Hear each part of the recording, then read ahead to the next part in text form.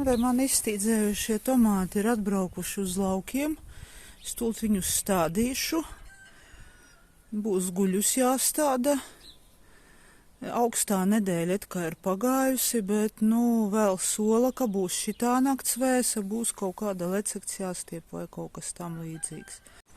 Nu, re, izvelku es viņas no maisiem.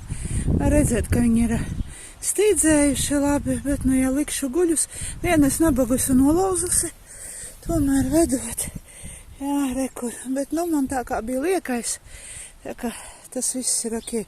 Cik te man viņi ir? 1, 2, 3, 4, 5, 6, 7, 8, 9, 10, 14, 14, 1 nolauzu, 13. Ļoti labs skaitlis, vai ne? Tagad es viņus te saliešu, kamēr sagatavošu bišķi zemi, lai viņa man padzerās. Jo vietām ir vieni otri bija tādi par sausu, jau varbūt zemīte jau vajadzēja jau vakar laistīt. Šito saliesim, bet tur bez jēgā. Tā kā. Tā zemes sagatavoju tomātiņiem, lai es varētu guļus viņus likt. Te blakus jau ir sīpoli salīduši. Šodien ir 11. maijs. Un šitie sīpoli ir nedēļu atpakaļ pirms augstumiem stādīti. Vietām es skatos, ka ir bišķi apsaluši, bet vietām neko.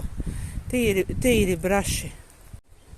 Tā ņemsim pēc kārtas.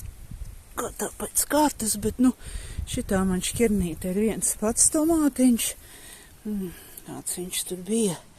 Dindoņa agrais. Jā, redz, kāds viņš ir izstīdzējis.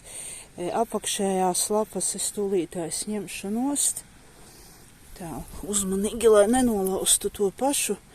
Un tā, rekā ņemsim mēs viņas nost. Ar nazīti. Ne pie paša kātiņa, jā, lai tur slimības pārāk neienēsātos. Bišķi tālāk. Jā, 1, 2, 3, 4, 5 lapas te es ņemšu nost. Jā, un tad skatīsimies, kas tur būs tālāk. Re, tā es viņus guļus stādīšu, jo savādāk nekādīgi.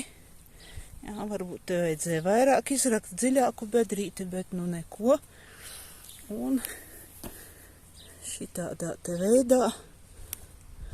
Re, tāpat lapiņa nolūza pati, bet viņu es dziļāk nestādīšu, lai viņš tagad arī ceļas pats uz augšu un aug.